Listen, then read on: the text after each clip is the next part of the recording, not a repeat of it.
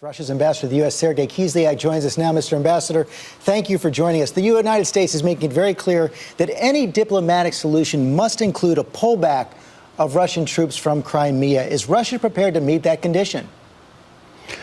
Well, first of all, thank you for having me. Secondly, what kind of pullback from Crimea are you talking about? We are now in the territory of Russian Federation because there are a lot of things that have happened, and one has to be very realistic about it.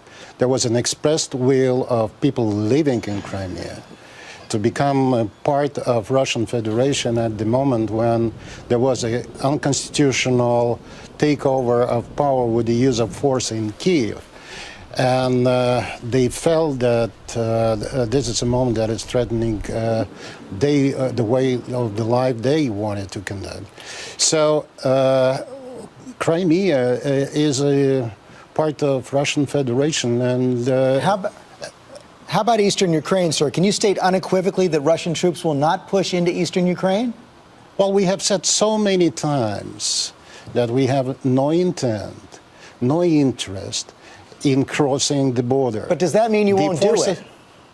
Well, we are not planning to. We have our forces conducting the exercises in the territory of Russian Federation. I would like to remind you, in the territory of Russian Federation.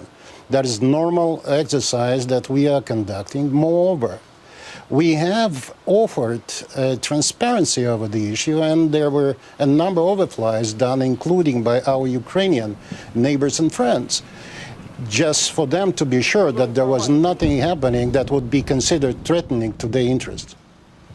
You heard President Obama label Russia a regional power acting out of weakness. Your response?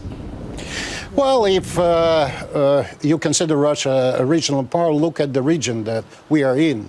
It's from Europe to Asia. It's quite a significant region in the first place. Secondly, I think that those categorizations are very artificial. We're a country with a lot of interest and a lot of things that we can contribute to throughout the world, but we certainly are not going to overstretch anyway. Will there be a diplomatic solution to this crisis? I hope so, and it's something that we have been trying to work on for quite a long period of time. We have developed our own ideas. We understand what can be of help to Ukrainian people, because the biggest problem, and you need to remember this, is not between Ukraine and Russia. It's between Ukrainian temporary government and the rest of the country.